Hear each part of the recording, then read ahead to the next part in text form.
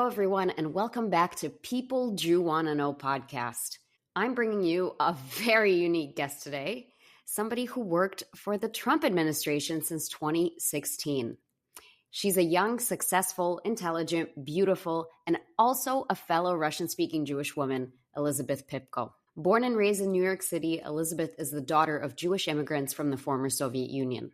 She's known for her work as a model, political operative, media commentary professional, and a Jewish activist. As a model, Elizabeth has appeared in top magazines like Maxim and Harper's Bazaar, and in viral campaigns like the Vizcaya Swimwear Perfectly Imperfect campaign. She has worked for many years as a pro-Israel advocate, as well as on the front lines in the fight against antisemitism. In 2016, at just 21 years old, Pipko was a staffer on Donald J. Trump's successful presidential campaign.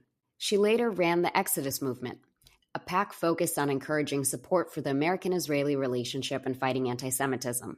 Pipko is the founder of the Lest People Forget, the first digital Holocaust museum utilizing decentralized technology. In 2020, she also published her memoir, Finding My Place, which was a #1 new release on Amazon. Elizabeth holds a bachelor's degree from Harvard and a master's degree from UPenn. She is fluent in English, Russian, and Hebrew, and she had studied Mandarin for over 10 years. In 2023, she was named one of Allgemeiner Journal's J100 list of the most influential Jewish people worldwide. And most recently, she served as the National Spokeswoman for the Republican Party in the 2024 election cycle. And in 2025, she announced the launch of her new nonprofit, Chabad Friends. I typically do not bring people who work in politics on the pod because I don't want people to think I endorse certain political candidates or certain political views, but more importantly, I don't want to impose any political views on my listeners. People Do Wanna Know is an apolitical podcast bringing you episodes with guests that span every part of the political spectrum. With that said, I'll be honest, put politics aside, I have somewhat of a soft spot for any fellow Russian-speaking Jewish peer because I know just how hard our families had to work to raise us, their children, to become successful American adults. So obviously I wanted to talk to Elizabeth. I was interested in Elizabeth's political work almost from like a historical or anthropological perspective because it's no secret that Trump's campaign and public presence is interesting to say the least and will certainly be written about in history books. Now, I imagine that it's no easy feat to work for Trump's campaigns for nearly 10 years. So, of course, I was curious to chat with Elizabeth to understand how she was able to do it.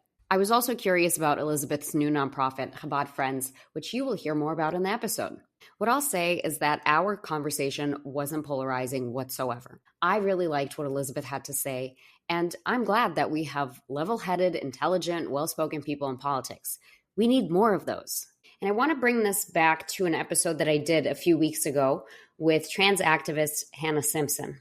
As I was doing this episode with Elizabeth, which is vastly contrasted to the conversation that I had with Hannah, I was just thinking to myself about how the Republican Party is effectively depriving Hannah of her rights.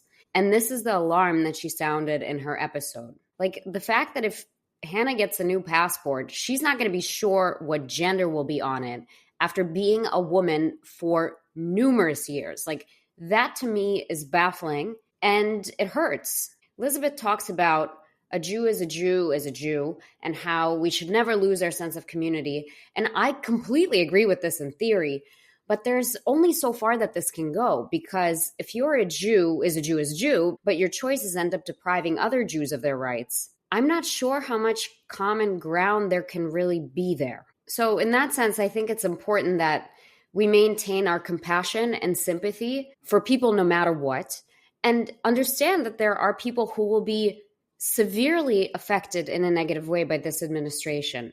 So what I appreciate about Elizabeth and the conversation we had is her tremendous professionalism and her sincere desire to build bridges with others, because ultimately, I know that she understands that there are people who are going to be worse off as a result of this administration. In closing, I'll say that obviously there's no part of this that feels comfortable or easy for everyone involved.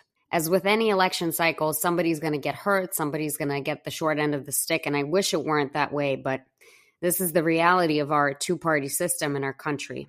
What gives me hope is that there are people like Elizabeth who are thoughtful, who are passionate, who are willing to approach politics with a level-headed, intelligent point of view and with a sincere desire to make our society better. It also gives me hope that I see a fellow Russian-speaking Jewish person whose family came to this country be able to achieve not one, but 2 Ivy League degrees and build a vibrant career for herself. I'm proud to know Elizabeth. I'm proud that there are people in our Russian-speaking Jewish community that are able to achieve these things, even if sometimes I don't agree or my friends don't agree. It's still an accomplishment with merit that deserves respect. I think you will really find the conversation interesting. I really liked some of what Elizabeth had to say, and I learned a lot. So please enjoy this episode. Elizabeth, welcome to People Jew Wanna Know podcast. How are you today? I'm doing well. Thanks for having me. Of course, I'm excited to chat. My first question for you is, tell us about yourself. What do you do and how did you get there? Sure. So I do what feels like a billion different things. I'm mostly known for my political work, but to be honest, I do a little bit of everything. I started out basically in my professional career just as a model. That was like the first adult thing that I did. I never really saw myself doing that, so I got very lucky, and I kind of believe God put me there at the time to do modeling because it's what I needed, and I genuinely believe that every opportunity I've gotten since then has also been God. I'm just excited that I can recognize that. But I kind of went from modeling to politics in a very awkward way, which I'm sure that we'll talk about. But I transitioned, but did not leave modeling. So for me, it was about kind of proving that you can do anything that you want to do as long as you work harder than anybody else. So despite the fact that everyone wants to categorize me in a different way, I think my number one is politics because it's what I've committed the most of my time to these last few years. But I would definitely still consider myself a model and a writer and a bunch of other things as well. Okay, great. Let's talk about it. You have mentioned before when you've been interviewed that politics has interfered with your modeling career, specifically what you believe politically. Talk to me, what is it like to be a model when you have strong political associations, ones that often conflict with the progressive, woke environment that you often expect in more artistic spaces? Yeah, I mean, when I was first getting into politics, I was keeping on the down low. So it was hard for me because I knew basically that if my agents at the top agency that I was with had found out, then I would basically be fired or ostracized or so many other things. It was hard because I had to keep it a secret. And that was kind of my first step into this like awkward political world and how divided our country was. In the years since, things have obviously changed because now when I go back and model, whether it's, a campaign that someone might want me for or a cover because I'm known now for my political work or activism, it's different because everybody kind of knows who I am and what I stand for. And I'm not really finding myself in these like awkward spots where nobody knows who I am and everybody speaks freely around me, just assuming that I believe the same things they believe. So it's been 2 very different experiences. But the fact is, I love being around people who disagree with me. I just think it's very strange when people kind of believe that everyone has to think the same way or vote the same way because they're in the same industry. Tell me a little bit about supporting the latest campaign, Trump's latest campaign. You're a spokesperson for the Republican Party. It's been a fascinating thing to watch, this Republican campaign, not only unfold, but also what we're seeing now with how Trump goes on the record, for example, his State of the Union address. And we're recording this now, day after he went and had his big Liberation Day where he unveiled all the tariffs that he's going to impose on these countries. What is that experience like? What have you learned? What does your day-to-day look like? So I worked for Donald Trump on and off since 2016. So I have been a volunteer, I've been a campaign staffer, I've been the lead of a super PAC, and then for this last election, I was the national spokesperson for the Republican Party. I am not there anymore. I resigned after we won the election. So when you ask what have I learned, I'd say that nothing that you read or see is real. And I really didn't believe it until, it happened in front of me or actually happened to me where I was sitting and reading articles about myself, realizing that they could not have been further from the truth. So I would just say what I've learned, which has, stood out to me the most is, I guess, how much people get away with when it comes to not telling the truth. And maybe a lot of it isn't even on purpose.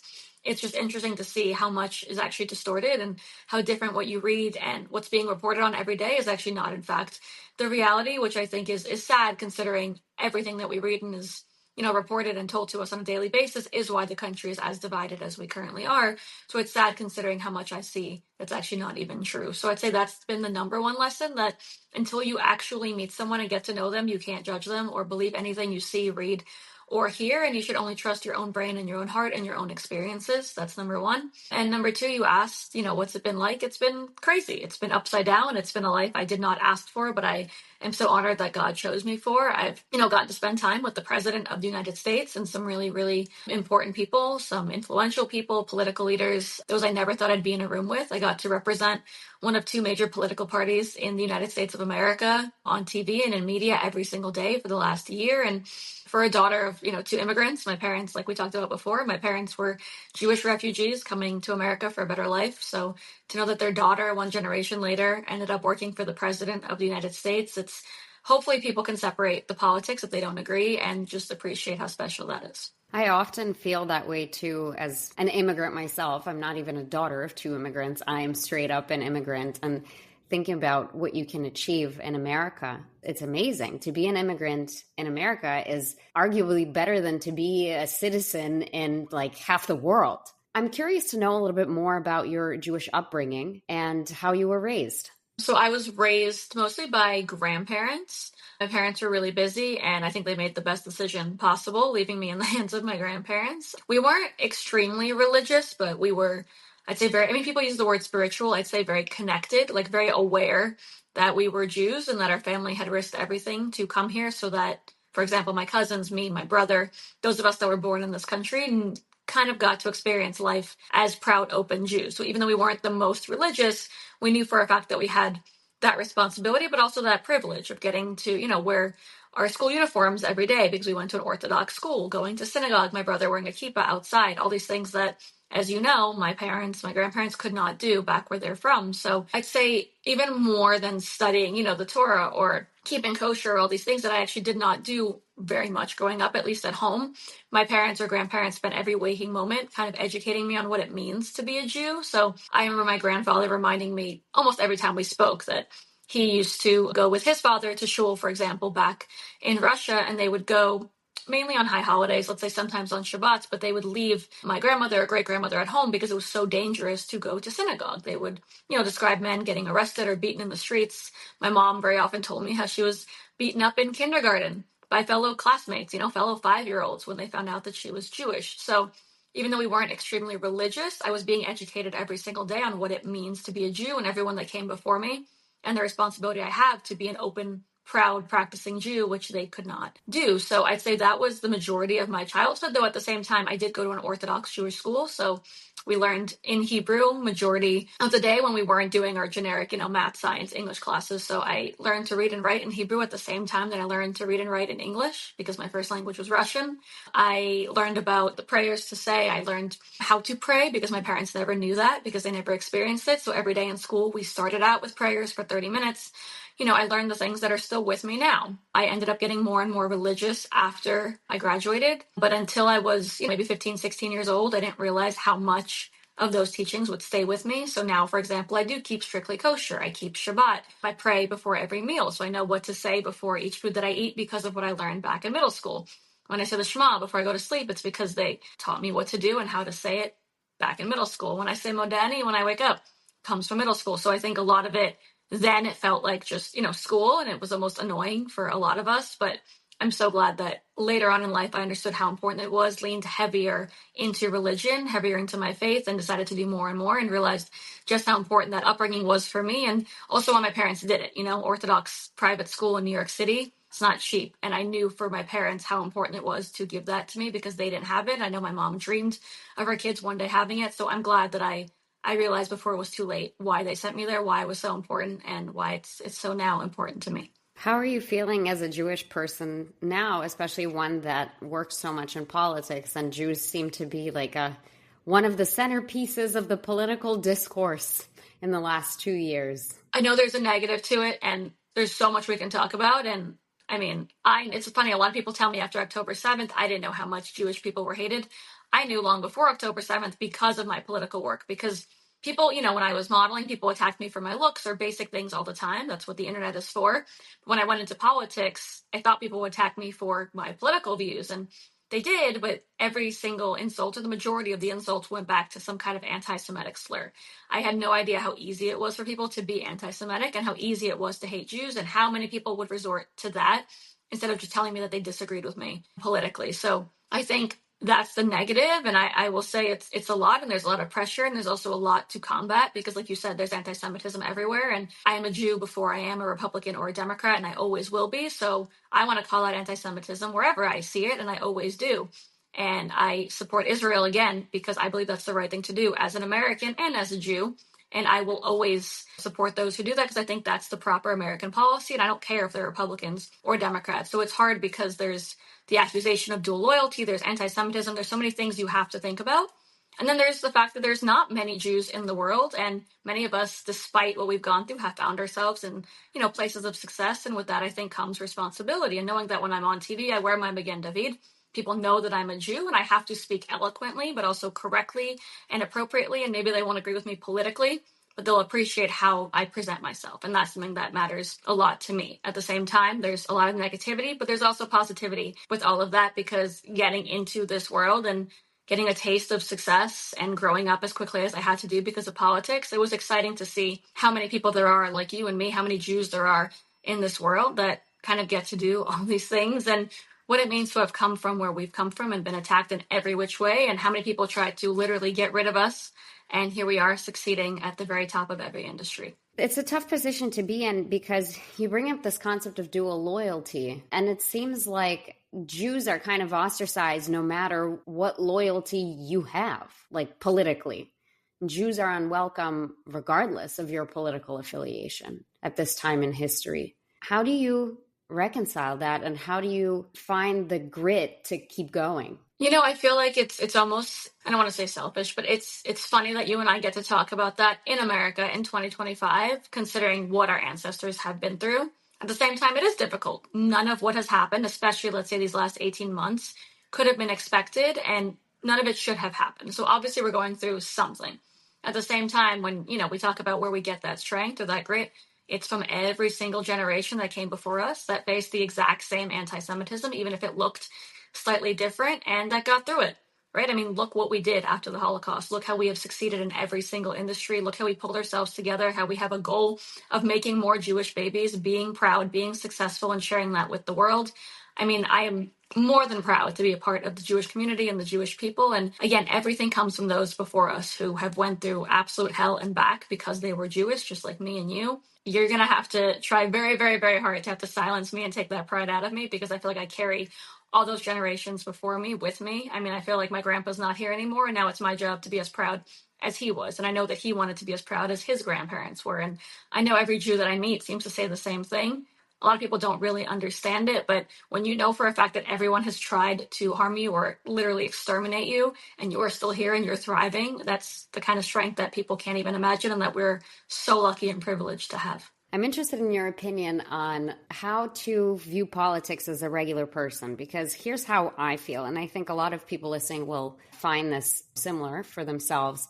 I think that politics is obviously very polarized right now, be it in the media or how we consume it just ourselves when we go vote. Opponents are bashing each other on national television. It seems like there's no middle ground. But what I find from my friends who do actually work in politics is that the reality is that's not true. When they go to the same room, be it Republicans and Democrats, there's really like a 5% deviation in what they disagree on. The difference in disagreement is very small. It's just by the time it gets boiled down to us on our television screens, who are very removed from what's actually happening in those closed rooms, it seems like everything is urgent, everything is sensationalized, everything's an emergency, and the other guy is out to get you if you don't do something about it right now. If you don't call your congressman, if you don't go protest or take some major action. How do we stay sane out here in these streets, Elizabeth, is what I wonder. Good question. Like I said, I've been in politics for 8 years, and I've also asked myself very often, how do I stay sane? And that's from someone who literally works in the space. I want to address a few things you said. So number one, yes, most people actually in politics don't hate each other at the level that they want the average American to hate each other. I think if you polled the majority of this country, most people either agree with each other or at least do not see those who disagree as the enemy. And that's what matters. And unfortunately, the media, those in any kind of media, by the way, we're talking cable news, we're talking social media, we're talking people with podcasts. I mean, anyone that needs to get clicks, right? They're not going to get the clicks if everybody agrees with each other. It's just that simple. No one is going to tune in to hear everyone tell them that things are great and that everyone is their best friend. So unfortunately, between social media, which I do not believe politicians should be on to begin with, and the media kind of having to fuel the flames every single day to get viewership, it has created a really, really serious problem. I think that came to a head in 2016 when Donald Trump ran. I think A, it's because the hatred for him was truly out of control, and B, because that was really around the same time that social media kind of took over. I didn't grow up with social media. By 2016, most people I knew that were, under 18 were on Instagram or Facebook or something. I think it was a really dangerous situation for everyone involved, and I don't know how many people actually knew the kind of negativity they were contributing to. So I don't want to criticize everyone and say it was on purpose, but the fact is they really destroyed the fabric of the country because they decided the election was in their hands. They had this power because they were on these media networks or these platforms, and they were going to tear the country apart if it meant their candidate winning. I have always stood against that. I am terrified of not being able to sleep at night with my own thoughts and with my own actions. So I've always tried to be different, but it doesn't mean it's not hard. It doesn't mean that you don't make more money or get more attention if you are not more outlandish or more disrespectful or more controversial. That is a fact, and everyone would agree with that. And I think it's makes for a really, really sad situation.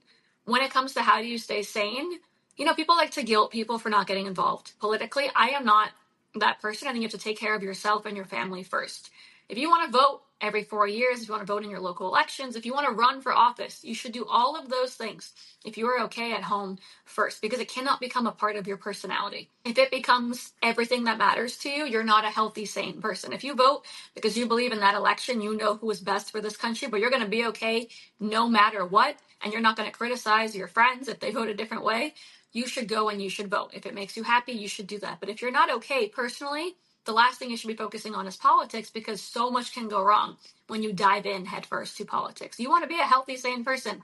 You want to have a good circle around you, whether it's friends or family, a husband, a wife, children. You want to be happy with who you are and not let that rely on who wins an election. I believe wholeheartedly Donald Trump was the best person to win the election, and I genuinely thought things would get worse for America if he lost.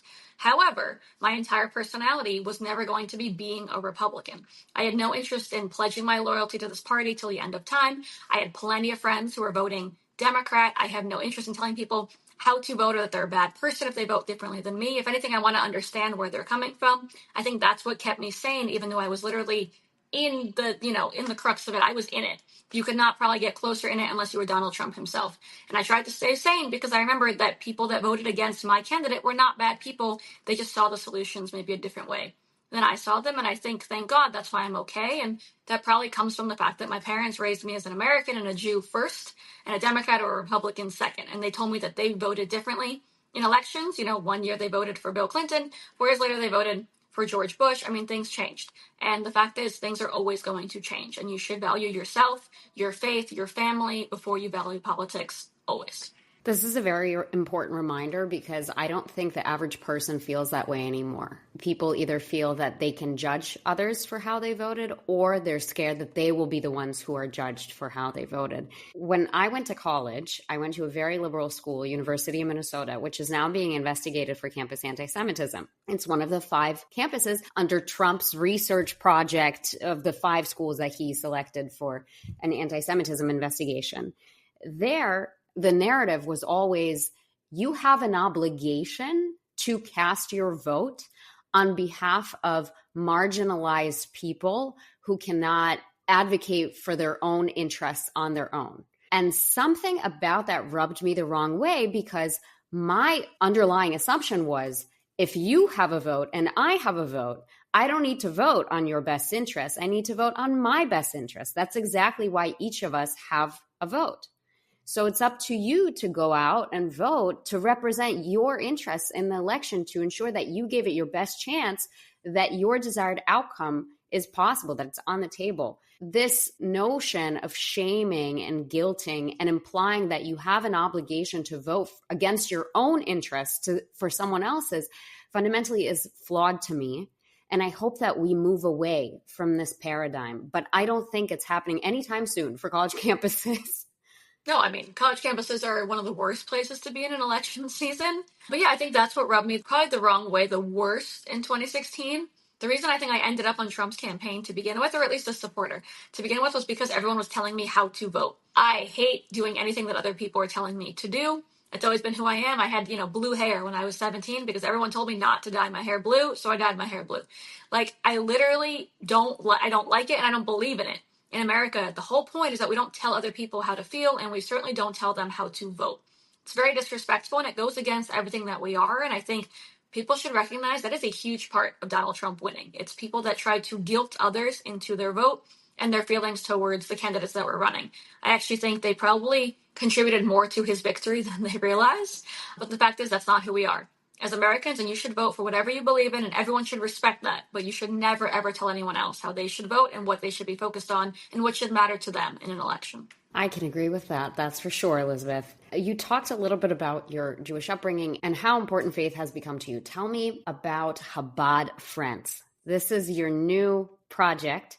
What is Chabad Friends, and what are you trying to achieve with it? Yeah, thank you. So I'm really excited about it after a long time in politics. For me to be able to go back to what I think makes me the person that I am and what has kept me sane is really, really important and special to me.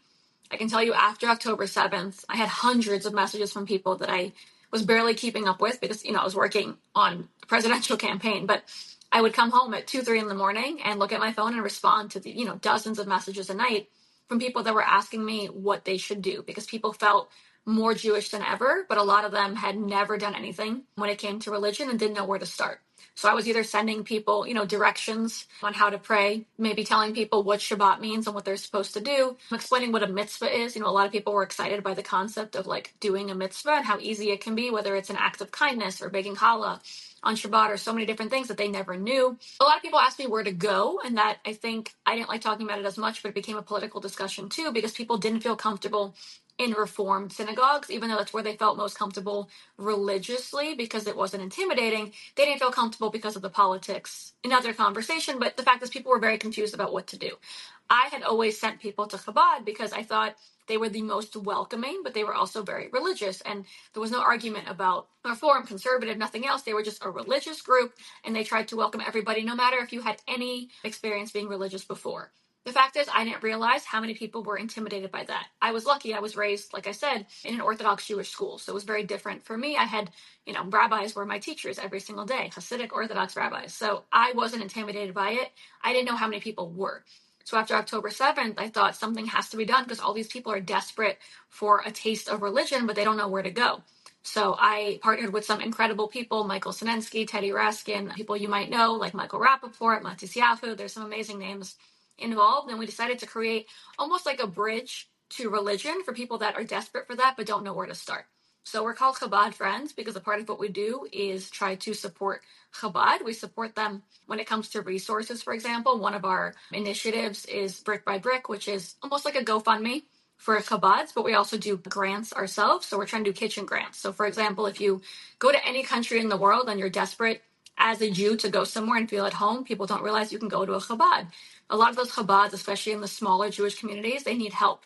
And where we think they need the most help and what's most important is their kitchens and creating these community centers where people can go for kosher food, get to do a challah bake on Shabbat, gather with their community, do these special things. And we're trying to make it basically a non-intimidating bridge into the religious world for people that are desperate for that but don't know where to go and don't want to go the Reform way. So for us, it's simple, exciting things. It's experiences like Fins and Scales. We partnered with the team behind Sushi by Boo. I don't know if you've heard of it. It's amazing Jewish-owned, basically, sushi place. And we are bringing Fins and Scales, which is a kosher omakase, to Chabad houses around the country. So we have one in New York. We're heading to Miami and California and all these different places. And people are going to get to experience a tiny part of being religious without having to feel intimidated or overwhelmed. So whether it's a kosher omakase meal at a Chabad house, which is their first time in the Chabad house, it's special for them because they didn't feel intimidated showing up on Shabbat. They showed up on a Thursday for a kosher meal instead. But they got to know the rabbi, they entered into that world, they had a kosher meal, realized how easy and special it can be, and that was their first step back to religion. So whether it's matchmaking, whether it's Benton Scales, whether it's funding these kitchens for Chabad houses around the world, whatever it may be, we have a million ideas and we're so excited and we have a great team, but it's about being that mainstream organization for Jews that's also helping them to become more religious in the least intimidating way possible. I am so excited to see where this project takes you, and I hope this omakase experience, it becomes the new popular thing for young Jews to do, because I would love to go to a kosher omakase. I'm very curious about that. And I love Sushi by Boo, just in general. Back in the day, they were always the omakase place that could honor kosher restrictions. So whenever you went for omakase there, they could completely do a kosher sit down for you, which not all omakases can do. So I'm very excited. Tell me, in these next 4 years, do you think we're going to be able to combat anti-Semitism in a major way? Because right now, things are not looking good. I live in New York, which is the most anti-Semitic city in the US, with the most anti-Semitic incidents out of the entire country. Do you think we can make progress? Yeah, so I mean, you asked two different questions, right? You said to take on anti-Semitism and make progress. I think we can certainly make progress because I think we slowly but surely are electing politicians that want to make progress. A part of why I worked for Donald Trump is because we had spoken, me and him personally, about fighting anti-Semitism. I know that it matters to him, and I know his administration is taking steps to do that. At the same time, it's also on all of us, right, to speak out and make sure people understand what anti-Semitism is, what it looks like, and how important it is for everyone, not just Jews, to stand up against that kind of hatred in our country. When it comes to eradicating anti-Semitism altogether, maybe it's because I'm a pessimist due to my experiences, and maybe it's because of my study of the Torah. I don't know if people are ever going to not hate the Jews. I really don't. God said that we were going to be hated forever in one way or another. I know for a fact that we are, and we have been. And I mean, I can tell you, after October 7th, my eyes were really opened. Like I said, in politics, I knew before that how much we were hated, but the little naive part of my brain on October 8th just imagined myself waking up to a world that was sympathetic, and people I thought were going to have their hearts broken for those that were impacted in the way that they were on October 7th and for Jews around the world. And I saw none of that. I was baffled. I actually couldn't believe what I saw. I was convinced that I had, 10,000 messages to wake up to, and that the world was going to tell us it was okay, and they were going to stand with Israel, stand against terrorism, and then stand with the Jewish community who was living through a small version of the Holocaust. And I saw none of that. And I think with that, my eyes were open that we really only have each other. There are incredible people in our country and around the world, but they don't always come through like you think that they might. And I think that's why it's been so hard working in politics, seeing the division that that's created in all Americans, but especially for me, seeing in the Jewish community how many people were willing to turn on each other because they did vote for Trump, or they did vote for Biden, or they, whatever policy it was that they disagreed on. I love debates and I love having those political conversations, but a Jew is a Jew is a Jew, and we are all family. And the fact that someone would, I guess, decide to put any kind of tiny crack in the Jewish community because of politics, knowing what our history is, really, really broke my heart. So I don't know how much hope that I have. At the same time, I know that it's gotten so bad that a lot of people have woken up. But I hope people realize it is all of our responsibility to stand up, to do something, whether that's running for office, whether it's calling your elected officials every single day, whether it's just advocating yourself, teaching your children, by the way, who many of which are being taught by anti-Semites, we now know. There's so much responsibility, and it's very easy to forget. It's not because of where you come from. I know it's not because of where my parents and grandparents come from. In America, when you're living a life of privilege and leisure and there's no war in your backyard, there's really nothing going on. If you don't turn on the news, you don't know that anyone hates each other. It's very easy to forget the responsibility that we have as Jewish people to teach our children just how much they are hated, unfortunately, just how much we've all been hated and attacked and persecuted for many, many years and always will be in one way or another, what that means and what kind of responsibility that leaves each of us with. Tell me, what's a message that you would want to leave a young Jewish audience with?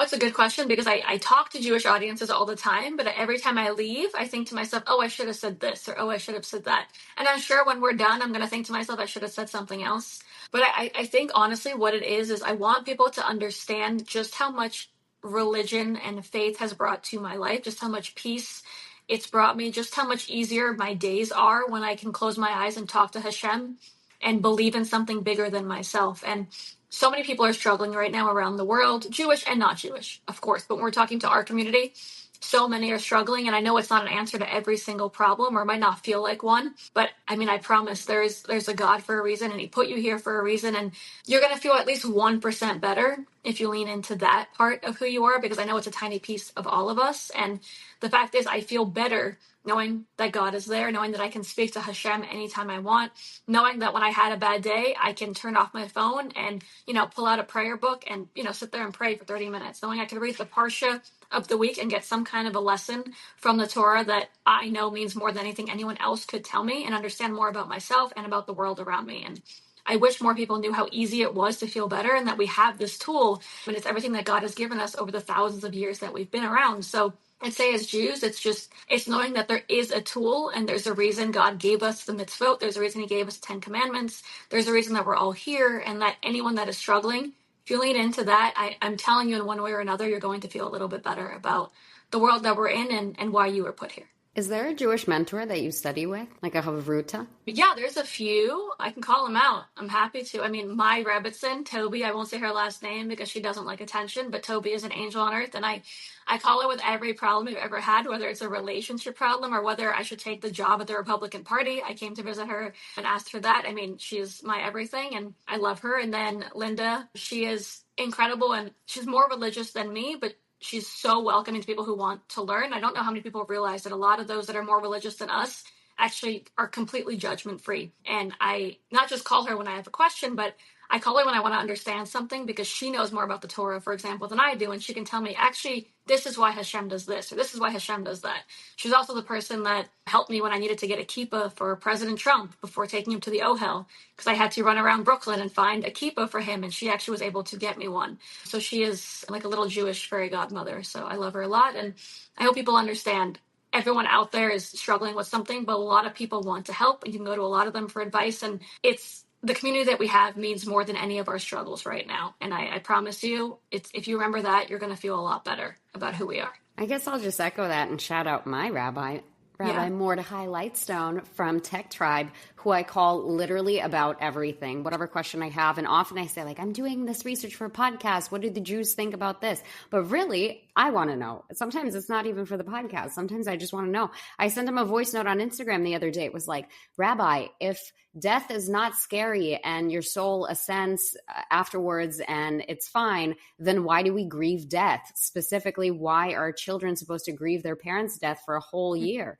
And he was like, you realize you just sent me that question, like a very profound question, as a voice note on Instagram DM. Like, we should probably jump on a call.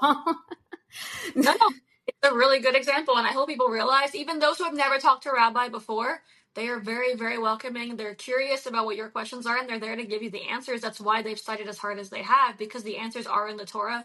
And if maybe you haven't read it, they can provide that for you. But that's why it was my advice. If you lean into the religion and what God has provided us with over the last few thousand years, the answers to a lot of your questions are going to be there. 100%. And it's such a comforting feeling when my non-Jewish friends ask me, like, but what this ethical dilemma or this moral problem, I'll just be like, I don't know. I'm going to go ask my rabbi. And it's such a power move to be able to say, I don't know, but I know how to find an answer to this question, or at least one possible answer that could work. I tell people it's like cheating. Like, I feel like my life has been easier since I leaned into religion, because like I just know that when I pray before I go to sleep, I'm going to feel a little better, no matter how difficult my day was. Or I can call my rabbi and get an answer to a question that I would otherwise be struggling with, that would keep me up at night and give me anxiety, and I feel better. So it's almost like cheating. I hope people realize that. It will actually make your life a lot easier. Tell me, how can people connect with you on social media and learn more about your work? Yeah, so it should just be Elizabeth Pipko on YouTube, Instagram, X, Facebook, and whatever else. I think I have a TikTok now, and TikTok. There you go. Awesome. And I have one final question for you. It's one that I ask every guest of the podcast. Who would you like to nominate for People Jew Wanna Know? Ooh, okay, Linda. Let's go back to Linda. She has taught me so much. I would love to be able to share her with the world. Thank you so much for this nomination. And thank you so much for the conversation today. What a fascinating story you have. It's a privilege to get to know you. Thank you. Thank you so much. It was really, really fun. I'm glad. If you've enjoyed this podcast, please go ahead and rate us 5 stars. Be the first to hear our episodes by subscribing to People Jew Wanna Know wherever you get your podcasts. And for exclusive content, follow us on Instagram at People Jew Wanna Know.